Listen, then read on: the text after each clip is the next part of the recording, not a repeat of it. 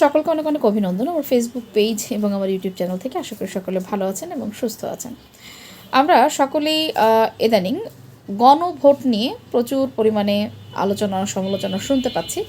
তো আমরা আসুন আজকে বাংলাদেশের প্রথম গণভোট সম্পর্কে একটু জানি। বাংলাদেশের প্রথম গণভোট হয়েছিল 1977 সালের 28 মে এবং এই গণভোটটি আয়োজন করেছিলেন শহীদ প্রেসিডেন্ট জিয়াউর রহমান।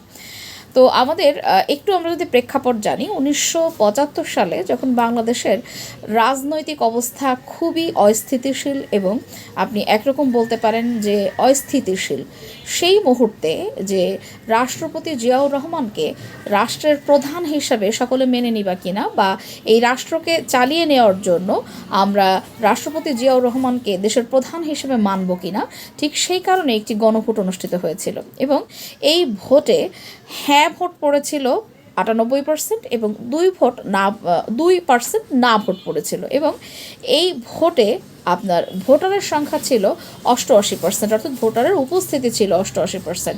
তো আপনারা নিশ্চয়ই জানবেন যে আমাদের আগামী যে নির্বাচন আসছেন আমাদের অন্তর্বর্তী সরকারের অধীনে, এই সরকার আমাদের প্রতিশ্রুতি দিয়েছেন যে হয়তো একই দিনে ভোটও নির্বাচিত হবে, অর্থাৎ আমাদের যে নির্বাচন হবে ভোট গ্রহণ প্রক্রিয়াও হবে এবং সেই সাথে গণভোটও একই দিনে হবে, অর্থাৎ হ্যাঁ ভোট না ভোট দেওয়া হবে।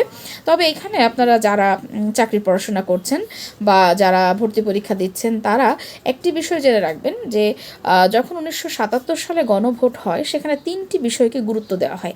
তার মধ্যে নাম্বার 1, সামরিক শাসনের বৈধতা দান করা হয়। নাম্বার 2, জিয়াউর রহমানকে বাংলাদেশের প্রধান হিসেবে মেনে নেওয়া হবে কিনা, সেখানে একটি গণভোট সেটির পক্ষে একটি গণভোট দেওয়া হয় এবং আমাদের দেশের যে রাজনৈতিক অস্থিতিশীলতা রয়েছে সেটিকে স্থিতিশীল করার একটি বিশেষ আহ্বান এই গণভোটের মাধ্যমে জানানো হয়।